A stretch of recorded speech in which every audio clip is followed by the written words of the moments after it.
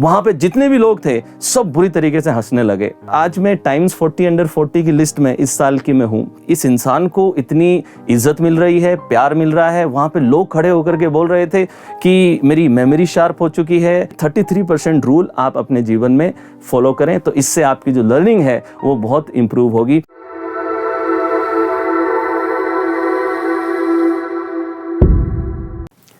Hello everybody, I am Dr. Yogendra Singh Rathore. I am author, mental wellness coach and startup founder. शुरू करने से पहले दोस्तों मैं धन्यवाद देना चाहूँगा टेंजा टॉक्स का कि उन्होंने मुझे यहाँ पे इनवाइट किया सो दैट मैं अपने जीवन के कुछ इंपॉर्टेंट लेसन्स आपके साथ में शेयर कर सकूँ।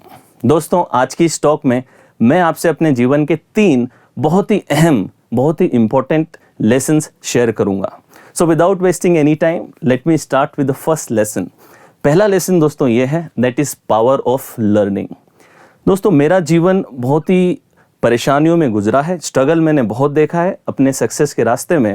और इनफैक्ट मैं तो रीचमालिया गांव है अजमेर के पास जहां पे मेरा जन्म हुआ था और मेरे कोच बनने की जो शुरुआत है वो सबसे पहले हुई जब मैं एक सेमिनार देखने के लिए गया। वो सेमिनार अजमेर में जवाहर रंगमंच में था, लगभग 600-700 लोग उसमें बैठे थे और एक बहुत बड़े कोई गिनीज वर्ल्ड रिकॉर्ड होल्डर वहाँ पे आए थे और प्रोग्राम कर रहे थे।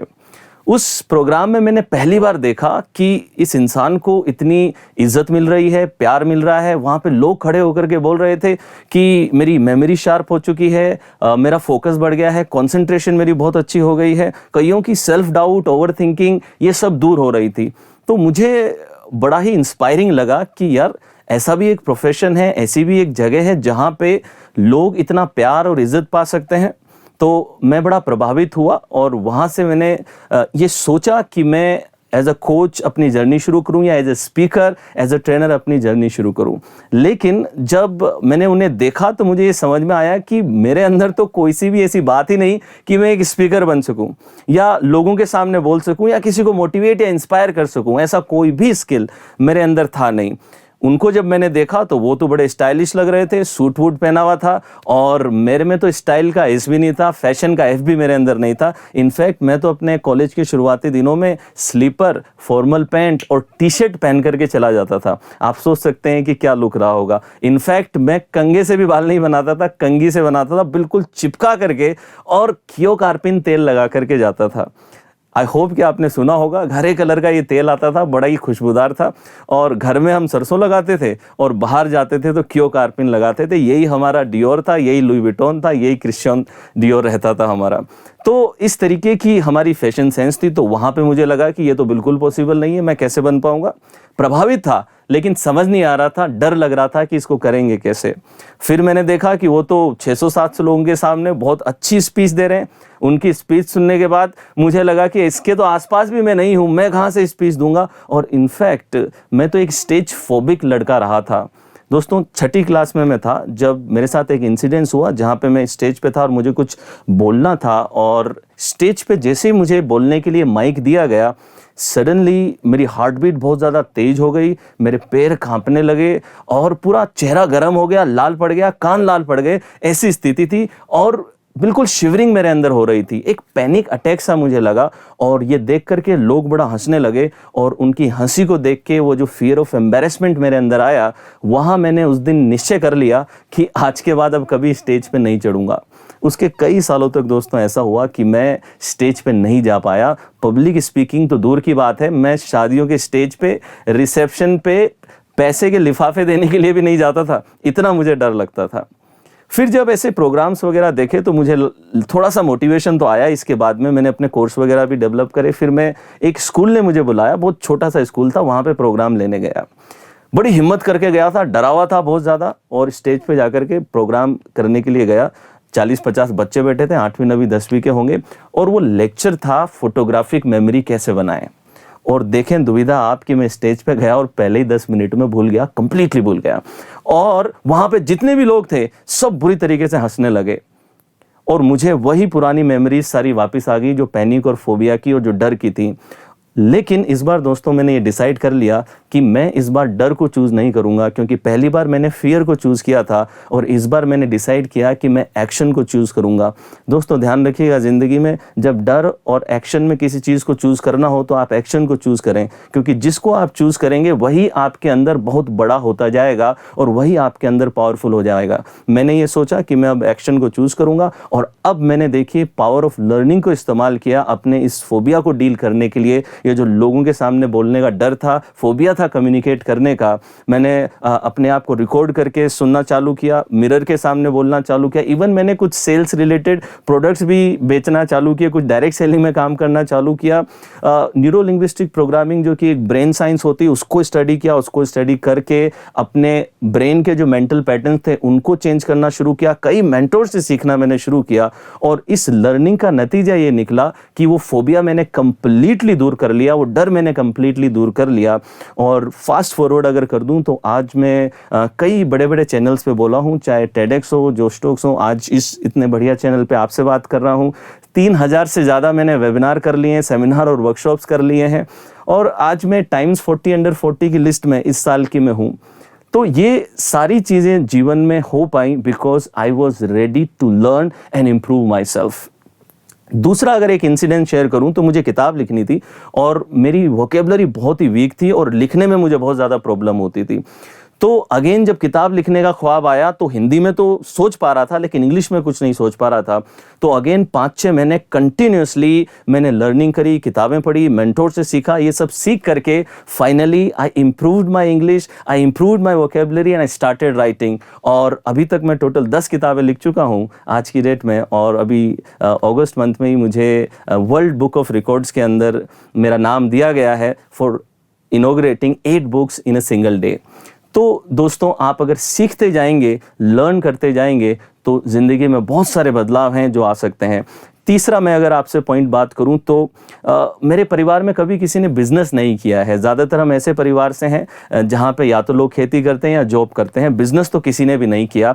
बिज़नेस का बी भी नहीं पता था, लेकिन अच्छी बिज़नेस की किताबें पढ़ी, अच्छे मेंटोर से लर्निंग ली और बहुत कुछ सीखता गया बिज़नेस के बारे में। और इसका नतीजा रहा कि आज मैं 3 स्टार्टअप्स चला रहा हूँ और मेरा जो स्टार्टअप है गुनीगुरु.com वो तो मोदी जी ने भी अप्रिशिएट किया है और 100 करोड़ क्लब में आज की डेट में वो है और सिर्फ 2 साल में वहाँ पे पहुंचा है। ठीक है, तो मैं ये चाह रहा हूं दोस्तों कि इट डजंट मैटर कि आपका गोल क्या है। आप कोई बड़ा बिजनेस खड़ा करना चाहते हैं, आपको किताब लिखना चाहते हैं, या फिर आप कोई यूट्यूब चैनल बनाना चाहते हैं, या फिर आप कोई एंटरप्रेन्योरशिप चाहते हैं, कहीं अच्छे करियर में ग्रो करना चाहते हैं, जो भी गोल हो आपका, मेरा ये मानना है कि आप उस गोल को पूरा करने की स्ट्रैटेजी, उसकी स्किल, उसकी एबिलिटी, उसकी कैपेबिलिटी को लर्न कर सकते हैं और लर्न करके उस गोल को अचीव कर सकते हैं। सो अपने आप में लर्निंग करते रहें, अपने आप को अपग्रेड करते रहें। मैं कई बार कहता हूं कि लोग अपना आईफोन तो अपग्रेड करते हैं लेकिन आई को नहीं करते, तो आई को भी अपग्रेड करते चलें। और एक और चीज़ कह दूं दोस्तों कि what ever you eat becomes your body and what ever you read becomes your mind. तो अगर आपको अपनी इस लर्निंग को इम्प्रूव करना है तो किताबें पढ़ना चालू कीजिए, वीडियोस देखना चालू कीजिए, कोर्सेज पढ़ना चालू कीजिए, अच्छे मेंटोर्स की संगत में रहना चालू कीजिए। और एक 33% रूल है जो मैं हमेशा फॉलो करता हूं, इस 33% रूल को आप फॉलो करें। इस रूल में क्या है कि 33% टाइम आप ऐसे लोगों के साथ बिताइए जो आपसे नॉलेज में नीचे हैं, यानी कि कम जानते हैं, उन्हें सिखाने में आप समय दीजिए। 33% टाइम अपने साथ के लोगों में बिताइए जहां से आप ब्रेनस्टॉर्मिंग कर सकें, और 33% टाइम ऐसे लोगों के साथ बिताइए जो ऑलरेडी उस गोल पे हैं जिस गोल पे आप पहुंचना चाहते हैं। तो ये 33% रूल आप अपने जीवन में फॉलो करें, तो इससे आपकी जो लर्निंग है वो बहुत इंप्रूव होगी। अपने आप को ऐसे लोगों से सराउंड करके रखें जो पॉजिटिव और सकारात्मक बातें करते हो, क्योंकि आपकी लर्निंग का संगत से बहुत फर्क पड़ता है, एनवायरनमेंट से बहुत ज़्यादा फर्क पड़ता है। एक कहानी मुझे याद आ रही है, मैं आपसे शेयर कर दूं कि एक बार एक गुरु और एक शिष्य थे, दोनों बैठ करके ध्यान कर रहे थे। तभी एक शेर के दहाड़ने की आवाज़ आई और शिष्य ने एकदम से एक डर गया और शिष्य ने सोचा कि अब तो यहाँ से निकल लेता हूँ। उसने आंखें खोली और चुपचाप से जाकर के एक पेड़ पे चढ़ गया। लेकिन एक अजीब सी बात हुई कि शेर आया, गुरुजी के पैर छुए और पैर छू करके चला गया। शिष्य बड़ा हैरान हुआ कि यार मेरा गुरु ऐसा कि शेर आता है पैर छू करके चला जाता है, ये तो बड़ी अजब सी बात है। शेर के जाते ही शिष्य वापस गुरु के बाजू में आके बैठ जाता है, लेकिन मन में यही सोच रहा है कि गुरुजी अगर ध्यान से बाहर आए तो इनसे ये पूछ लूं कि ये हुआ कैसे। लेकिन फिर जैसे ही गुरुजी बाहर आने ही वाले होते हैं ध्यान से, तभी एक मच्छर आता है और वो गुरुजी के गाल पे बैठता है और गुरुजी को काट लेता है। ये देख करके शिष्य अब और ज्यादा हैरान हो जाता है कि ये क्या बात हुई कि गुरु के चरण, जो शेर आया वो तो छू करके चला गया और जो मच्छर आया वो तो गाल पे काट भी गया, और गुरुजी ने जैसे उसे हटाने की कोशिश करी तो थप्पड़ भी पड़ गया। तो शिष्य अब बड़ा अचंभित रह गया कि ये दो साइड हो गए गुरु के, तो ये कैसे काम बना। तो उसने गुरुजी से पूछ लिया कि गुरुजी ऐसा ऐसा हुआ है, शेर आया, चरण छू गया, मच्छर आया, आपके गाल पे काट गया, थप्पड़ भी पड़वा गया, ये कैसे हो गया। गुरुजी बोले कि सही में जानना चाहता है। बोले हाँ सर जानना चाहता हूँ, बताएं जरा। तो गुरुजी कहते हैं देख, जब शेर आया था तब मैं ध्यान कर रहा था, मैं ईश्वर की संगत में था, लेकिन जब मैं मच्छर आया मैं तेरी संगत में था। तो ध्यान रखें हमेशा जीवन में कि आप जिन प्रकार के लोगों से सराउंड करेंगे वैसा ही व्यक्तित्व आपका बनने लगेगा। तो हमारा पहला लेसन रहा कि पावर ऑफ लर्निंग, आप लर्निंग से अपने आप को अपग्रेड कर सकते हैं और वो सब गोल पा सकते हैं जो आपको चाहिए। इट डजंट मैटर कि आप अभी कहां पे हैं। मेरा दूसरा लेसन आप लोगों से दोस्तों ये रहेगा कि learn to manage your self doubt, अपने सेल्फ डाउट को मैनेज करना सीखें। मैंने बचपन से ये देखा कि मेरा कॉन्फिडेंस थोड़ा डाउन था, मेरी सेल्फ एस्टीम थोड़ी लो थी, और मैं जब भी कुछ बड़ा काम करने जाता तो हमेशा मेरे अंदर कुछ आवाजें चालू हो जाती थी। फेल हो गया तो ये मुझसे नहीं हो पाएगा, ये तो बहुत ज़्यादा डिफिकल्ट है, क्या मेरे में इनफ नॉलेज है, am I good enough, do I deserve it, मैं क्या सही में डिजर्व करता हूँ, क्या मुझे सपोर्ट है, मैं तो इतना लकी नहीं हूँ, ठीक है, मुझे तो इतना सपोर्ट नहीं है। तो इस प्रकार की आवाज़ें कई बार हमारे अंदर आती हैं और ये आवाज़ें हमें आगे बढ़ने से रोक देती हैं।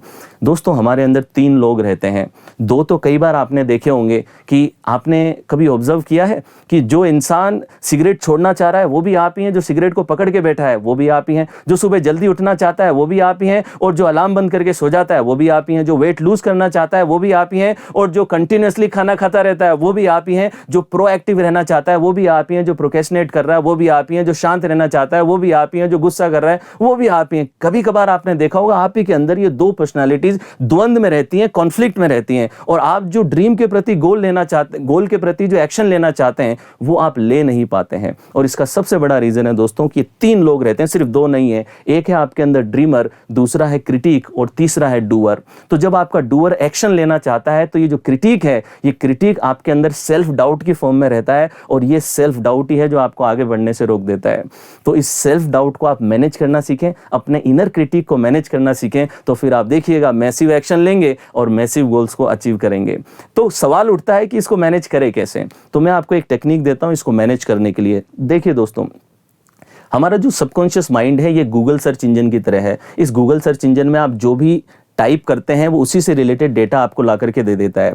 तो आपका जो इस गूगल सर्च इंजन है, आपका जो सबकॉन्शियस है, ये भी सवालों को रिस्पॉन्ड करता है। अगर आप सवाल करेंगे व्हाट इफ आई फेल, तो ये ऐसे ही जवाब आपको दे देगा। लेकिन आप अगर इसकी जगह सवाल बदल दें व्हाट इफ आई सक्सीड, तो ये अलग आंसर आपको देगा, अलग संभावनाएं आपको देगा। मेरा ये मानना है कि हर सवाल एक अलग संभावनाओं को खोल देता है। हर सवाल एक दरवाजे की तरह है, जिस दरवाजे को खोलने पे अलग संभावनाओं का कमरा खुलता है। तो आप अपने सवालों को बदलिए, अपने आप से जो सवाल पूछ रहे हैं उन्हें बदलिए, और आपका सबकॉन्शियस आपको अलग जवाब देने लगेगा। और अब मैं आपसे लास्ट और तीसरा लेसन आपको दूंगा, और तीसरा लेसन है दोस्तों पावर ऑफ ग्रैटिट्यूड।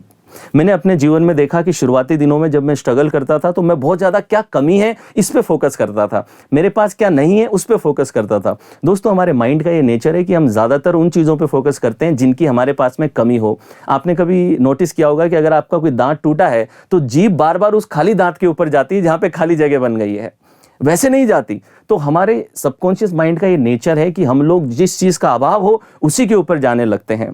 तो मैं भी यही करता था कि क्या कमी है, मेरे पास में ये बोलने का स्किल नहीं है, मे बी मेरे पास में ये टूल नहीं है, मेरे पास में सपोर्ट नहीं है। ये सब करने के बजाय आप अपनी ब्लेसिंग्स को काउंट करें, जो आशीर्वाद आपको मिले हैं, जो गिफ्ट्स आपको मिले हैं, उनके प्रति ग्रेटफुल रहें। दोस्तों न्यूटन का नियम अगर साइकोलॉजी की दुनिया में हम लगा दें तो न्यूटन का नियम कुछ इस प्रकार है, if gratitude is the action receiving will be the reaction. यानी कि जिस भी चीज के प्रति आप ग्रेटफुल होंगे उसकी रिसीविंग आपके जीवन में बढ़ जाएगी। So if you are grateful about love, आप और ज्यादा प्यार पाएंगे जीवन में। If you are grateful about wealth, आपको और ज्यादा वेल्थ मिलेगी। If you are grateful about your family, you will get more love and passion in your family. तो आप कृतज्ञता का भाव अपने अंदर रखें और आप देखिएगा आपके जीवन का जो अनुभव है बहुत सुंदर होगा और आप सिर्फ खुद ही को नहीं, आसपास के लोगों को भी इंस्पायर करेंगे। और आपको एक एक्सरसाइज दे जाता हूं लास्ट कि अगले 66 डेज तक हर रोज 5 ऐसी बातें लिखें जिनके प्रति आप ग्रेटफुल हैं। हर रोज 5 नई नई चीजें लिखनी है और अगले 66 डेज तक लिखनी है। तो आप देखिएगा आपके अंदर ग्रेटिट्यूड का पैटर्न डेवलप होने लगेगा।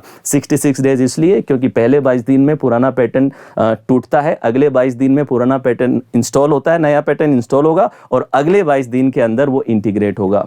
सो ये 3 मेरे लेसन रहे कि power of learning, handle your self doubt, handle your inner critic and power of gratitude. ये 3 चीजें आप अपने जीवन में रखें एंड आई एम श्योर कि आप बहुत तरक्की करेंगे। और जाते जाते एक कविता से अंत करूंगा और आप लोगों के दिल तक अगर पहुंचे तो चाहूंगा कि आप इसे बहुत ज्यादा प्यार दें।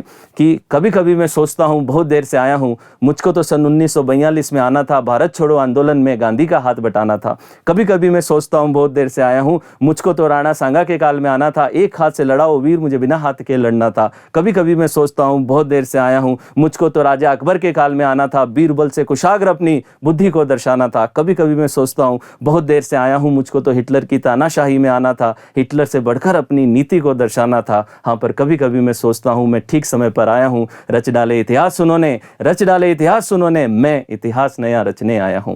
Thank you so much everybody for listening to me. और आपको ये कैसा लगा चैट बॉक्स में जरूर बताएं। Thank you टेंजा talk for having me here. Thank you so much everybody.